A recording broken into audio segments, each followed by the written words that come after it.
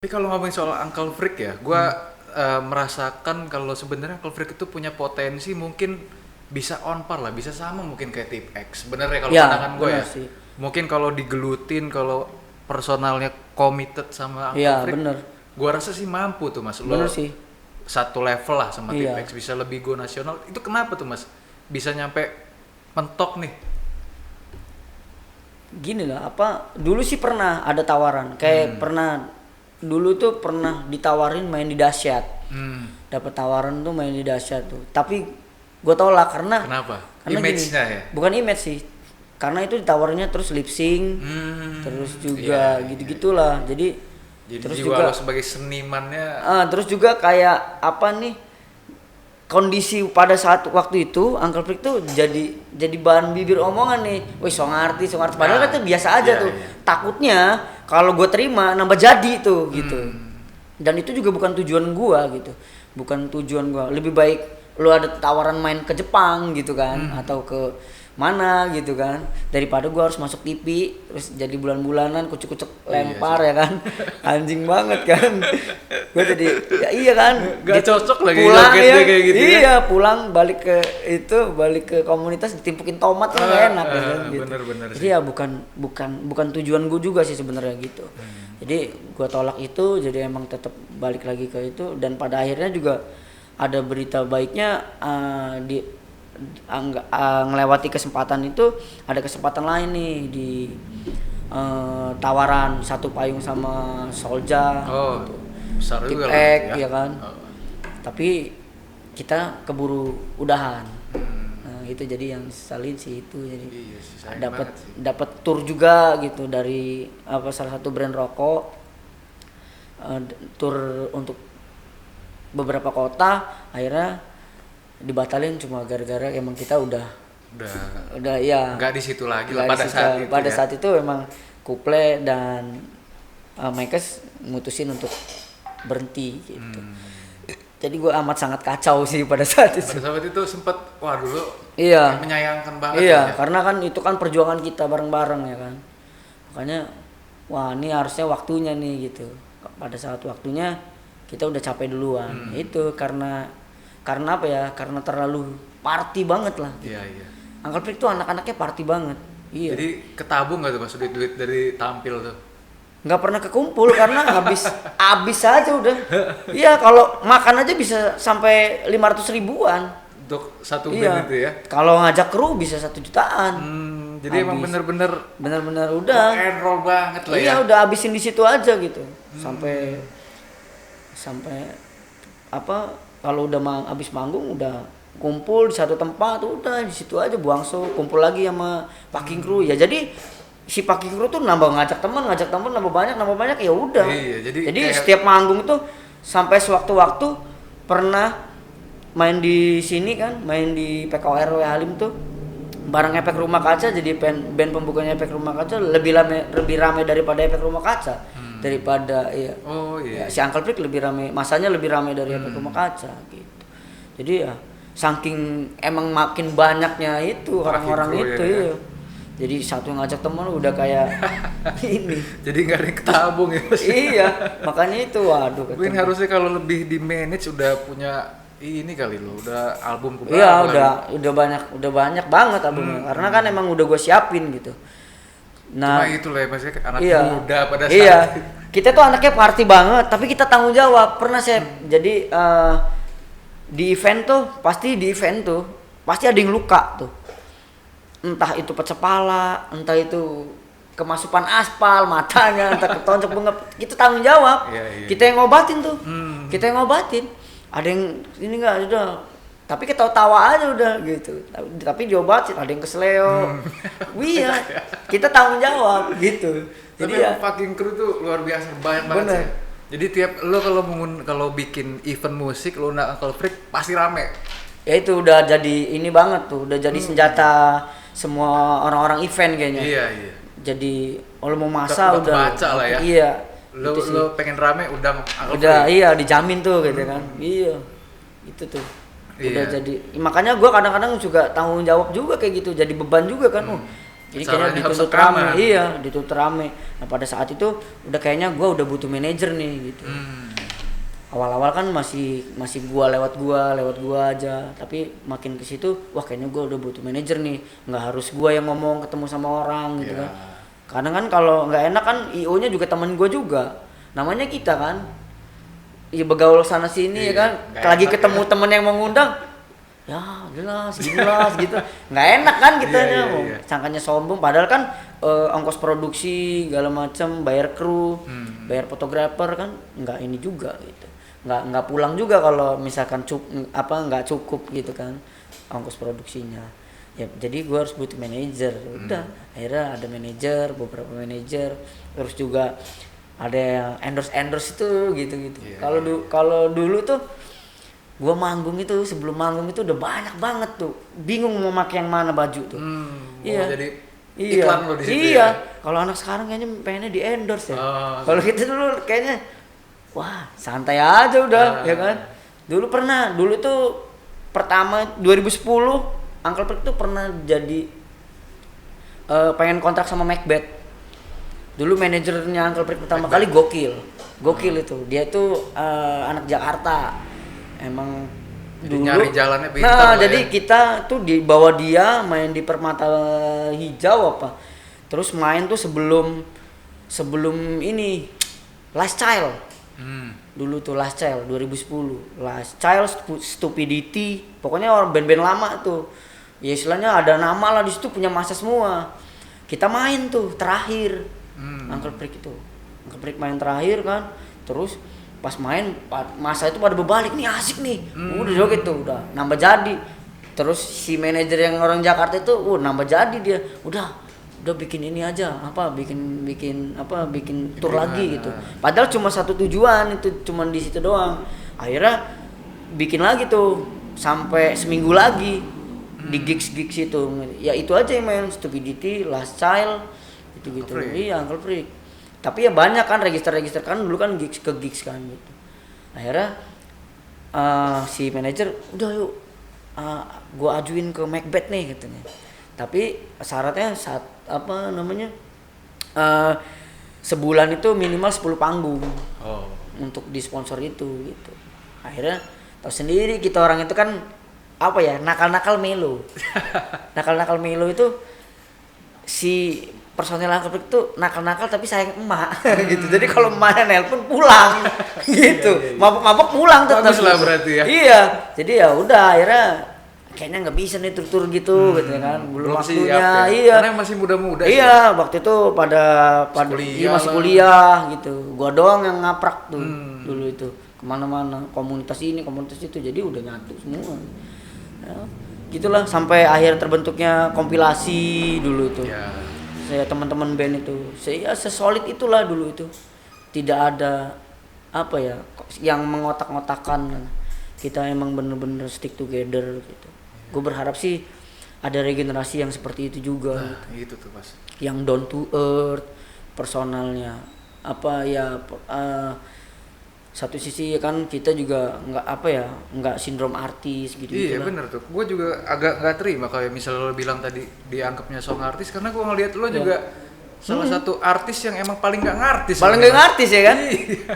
Gua ibaratnya lo udah banyak panggung tapi masih mau nongkrong di pinggir jalan. Iya, cuek aja kita tuh. Ya inilah saksi hidupnya keluar pasar pendek, Pahoman. Iya. Celana pendek cuek aja iya, gitu loh. Cuek aja ya. Emang menurut gua kalau gua ditegur di atas panggung, gua nggak nengok itu wajar karena emang gua lagi perform.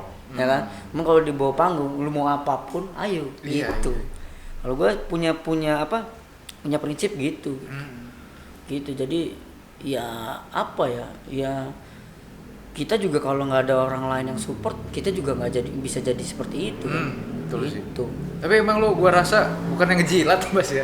Cuma emang lo orangnya likeable banget gitu. Susah buat nggak suka sama lo itu apa sih alasannya gitu. Iya makanya itu. Karena lo se-humble dan se-ngaprak itu. Iya, karena kalau nggak suka gua sama gua udah ngecaknya udah satu, sirik, udah gitu aja ya kan. Artinya sirik dia gitu. Kadang juga gue juga bingung sih, saya di mana-mana kita ini dikangenin gitu kan. di komunitas ini kita nggak main sini cemburu ya kan, ini ngomongin gitu-gitu. Ya pada akhirnya ya udah kita saling kenal aja udah, lu segabrukan sampai pernah apa namanya satu pahoman itu kan, anak mobil anak apa jadi satu gitu kan, tengah-tengahnya gua tuh ya kan ke baju gitu kan, ini keliling ini ya, nih minum gitu kan. Kapan main manggung lagi mas? Di SMA gua mas main ya jadi ya kan, main gitu kan. Tadinya kan nggak nyatu tuh anak band sama anak mobil. Walaupun kapan ada kita caranya nggak positif lagi dalam substance apa, tapi outputnya tetap positif. Iya, tapi kan di satu sisi gua apa ya, dulu itu kayak rombongannya si Cagur SMA 1 kan. Ya. Belum pernah ngadain event yang emang wah pecah nih. Adanya gua udahlah nggak usah bayar yang terlalu tinggi, udah pikirin aja produksiannya segala macam, udah kita bikin event lu keren ya. Akhirnya udah keren, mereka senang kan. Jadi mereka juga membantu mereka untuk tidak terpandang sebelah mata juga terhadap guru-gurunya gitu lah, walaupun mereka emang doyan mabok gitu. Iya. Anjing emang dia orang tuh. Si Cagur Tungir DKK ya. Iya. David. Iya. Semoga Mas, mungkin soal Uncle Freak pasti gak bakal habis lah dalam sehari kita bahas soal. Bener, panjang banget pasti. Cuma kalau gua balik ke persona seorang Mas Jeding nih, yes. Yang gua perhatiin, lo kan kalau ngelihat Instagram lo ya dari lo dulu, nyentrik banget lo nih Mas. Yoi. Mulai rambut tengahnya doang. Iya benar. Spike kayak gitu. Benar. Gue gue jadi ikonnya sih sebenarnya di Uncle Freak tuh jadi ikonnya. Jadi gue tuh punya mindset Uncle Freak perform hari ini sama besok itu pasti beda gitu. Jadi semua orang tuh pasti nungguin. Iya. Gua nggak mau orang tuh kecewa sama itulah. Apalagi orang mau ngapain lagi? Nah, gue gitu pengennya ya. gitu. Jadi gue pengen punya orang tuh mindsetnya kayak gitu. Gitu. Jadi ya udah. Akhirnya gue coba untuk mengekspresikan diri gue gitu untuk emang karakternya di Uncle Freak gitu kan. Udah mohak lah, rambutnya avatar lah, ya kan sampai tuang cukur gemeter gini. Ini orang mau ngapain sih gitu kan? Mau udah warna-warni rambut segala macem gitu ya kan. Terus ya itu, tapi di satu sisi juga gua mengangkat budaya, kayak gua pernah di atas panggung mainin cetik gitu-gitulah. Di collabs dengan anak-anak hip hop gitu-gitu.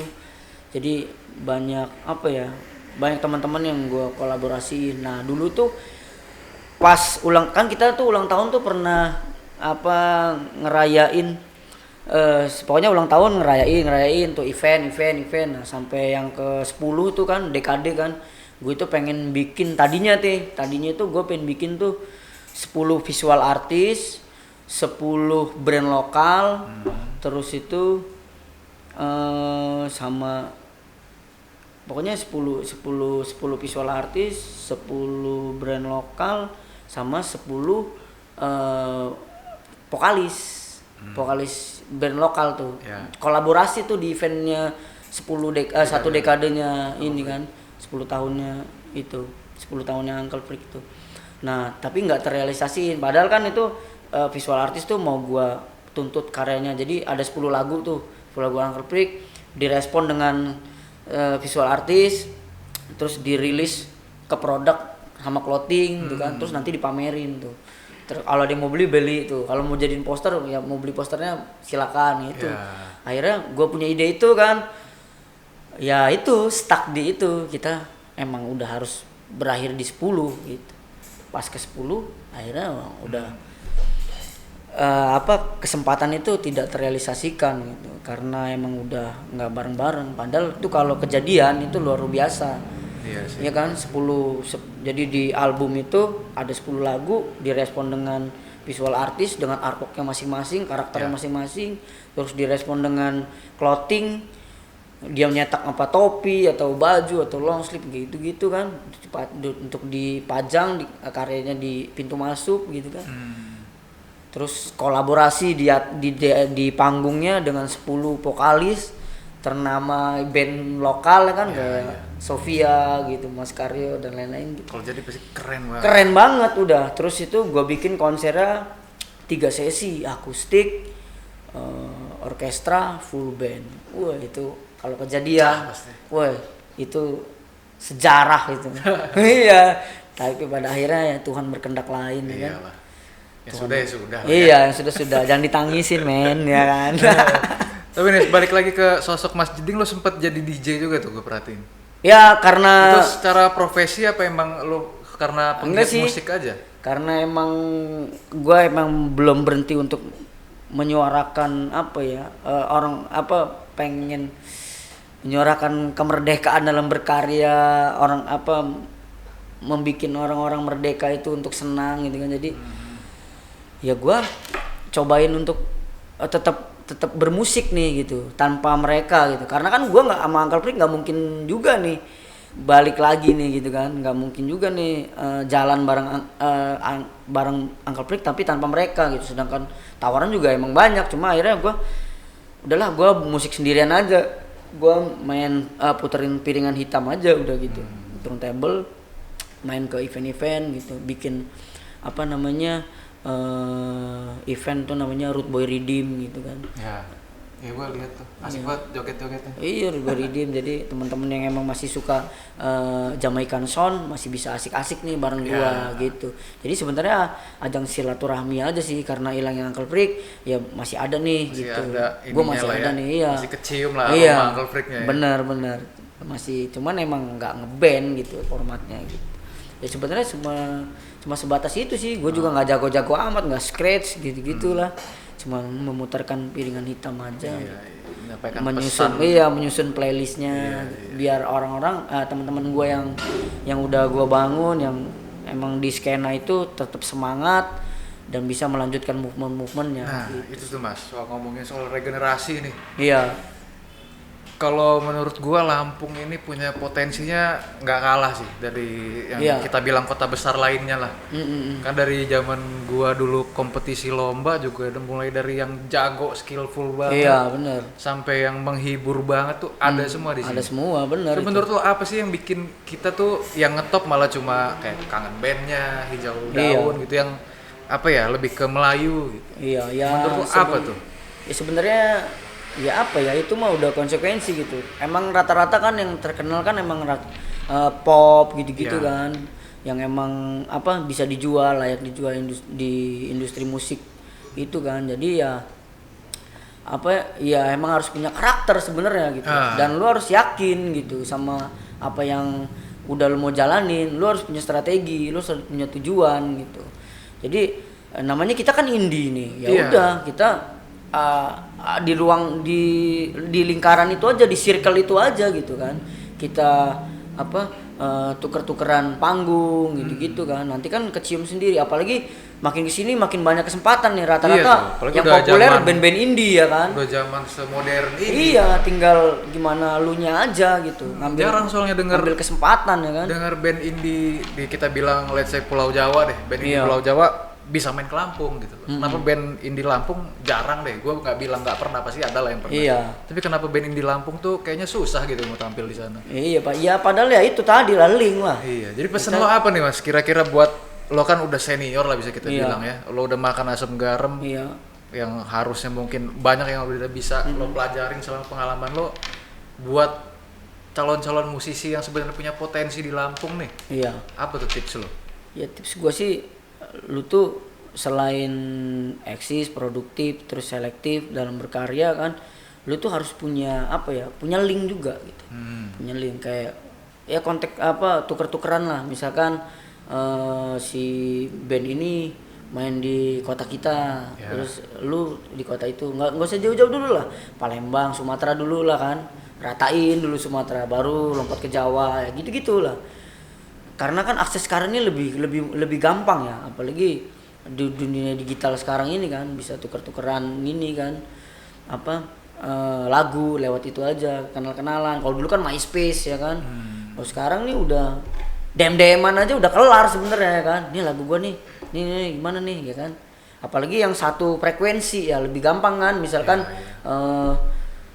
band ska Lampung main di Bandung, Bandung main di Lampung, gitu-gitu aja, tuker-tukeran panggung kan. Nanti kan kalau emang lu berpotensi, kalau emang lu performnya bagus gitu kan, lu kan bakal akan terlihat orang banyak gitu. Gak mungkin mengkhianati proses lah. Nah itu makanya itulah pinter-pinter emang harus apa ya, emang harus berbuat gitu, membuka diri lah membuka diri terus gitu. Apa nih yang harus kesempatan mana nih, ada di mana nih kesempatannya gitu, lu cari gitu.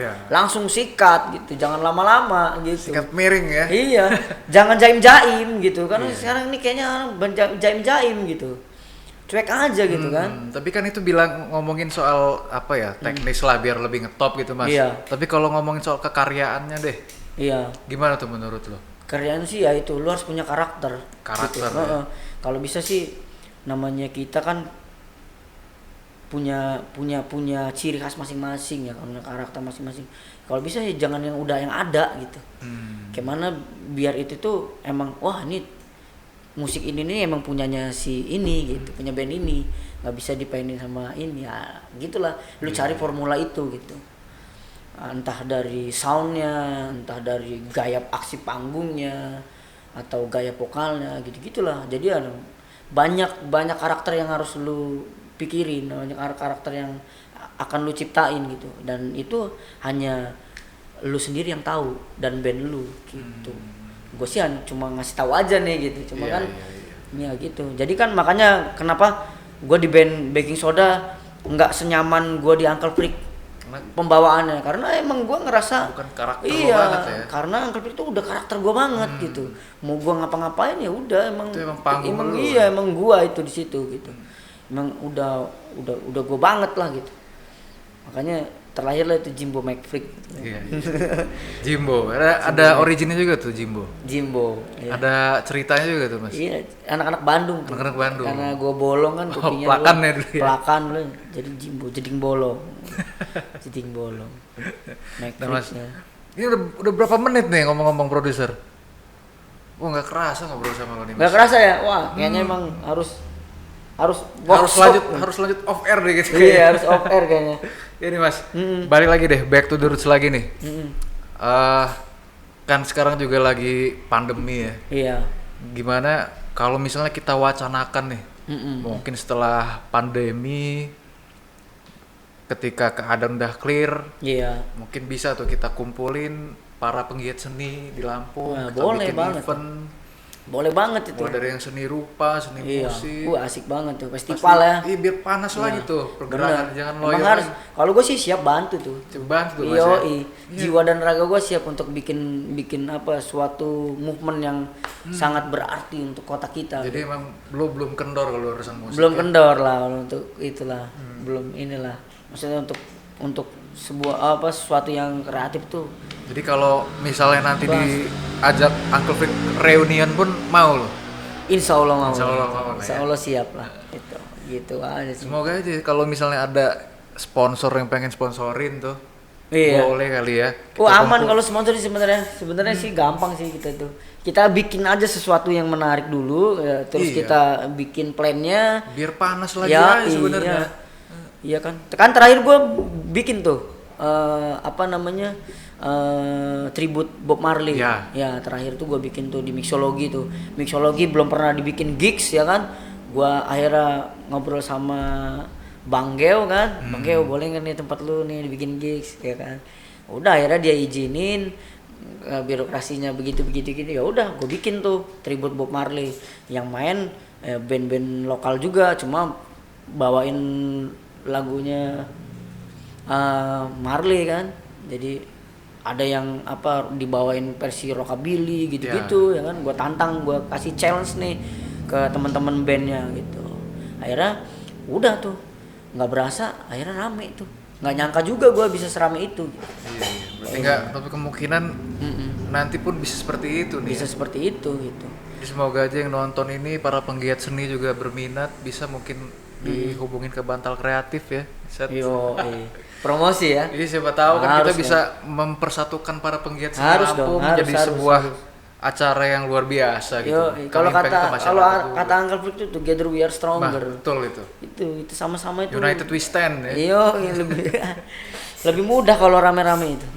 Iya. Nah, mungkin Mas Jeding kalau misal mungkin ada pesan-pesan nih buat para penonton Origin. Yes. Closing statement dari seorang legend kita, Mas Iya. Jeding. Di zaman sekarang nih ini ya sangat berbahaya sekali. Artinya yang namanya tontonan nggak 100% jadiin tuntunan, dan begitu juga tuntunan jangan juga jadi tontonan. Jadi sekarang ini banyak sesuatu yang menyesatkan. Jadi lu tuh harus yakin dengan apa yang lu punya gitu, dan itu lu kembangin. Jangan cuma karena orang lain lu berbuat, tapi karena diri lu sendiri, karena lu yakinin sesuatu itu akan jadi. Itu aja sih. Oke, luar biasa banget. Thank you banget Mas Jeding. Yes. Karena keterbatasan waktu kita mungkin nggak bakal berhenti sih, bakal ngobrol off air lagi nih gue, soalnya asik banget ngobrol sama Mas Jeding. Yes. Jadi Mas, kalau misalnya mau tahu kelebihan hidup Mas Jeding lebih lanjut nih, bisa ngelihat, mungkin share Instagramnya. Share Instagramnya sih Jimbo McFreak ya. @Jimbo @McFreak _McFreak ya. Yes. Dan kalau gua Septia Serson. Jadi mungkin itu aja podcast kita pada hari ini. Semoga ada yang bisa diambil positifnya, kalau misalnya negatifnya jangan diambil. Yes. Jadi jangan lupa kalau mau dukung kita bisa dengan cara like, komen, dan subscribe. Karena insya Allah kalau subscribernya banyak, kita bisa buat konten yang lebih baik lagi, buat penyemangat kita lagi. Jadi thank you for your attention. Kita dari Origin, back to the roots.